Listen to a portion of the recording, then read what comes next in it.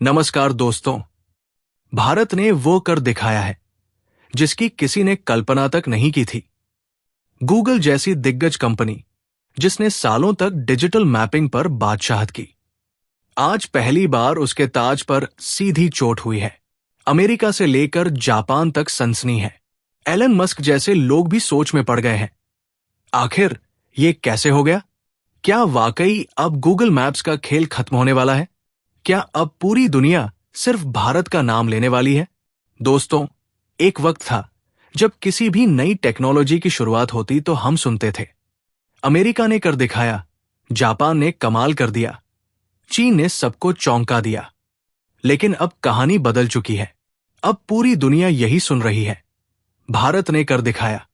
वो भारत जिसे कभी टेक्नोलॉजी की दौड़ में कमजोर माना जाता था, आज अमेरिका और जापान जैसे देशों को सोचने पर मजबूर कर रहा है।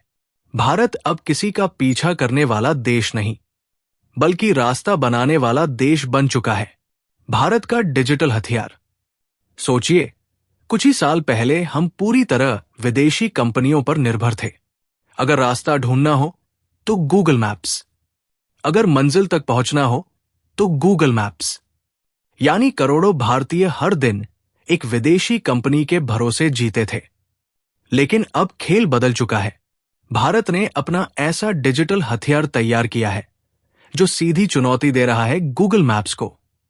ओला का धमाका, वोला मैप्स।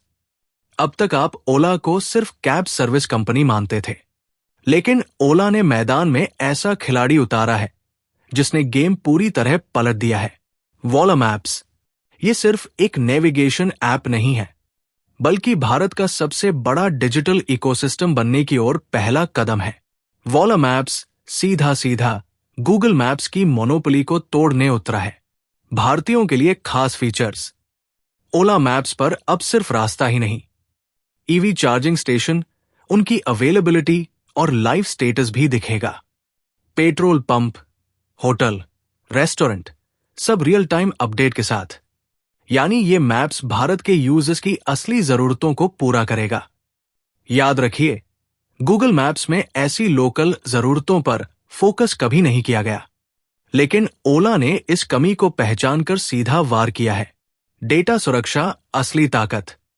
दोस्तों, गूगल जैसी विदेशी कंपनियां भारतीय यूजर्स का डेटा बाहर भेजती है, लेकिन ओला ने साफ कर दिया है, अब डेटा भारत में रहेगा, भारतीय सर्वर्स पर।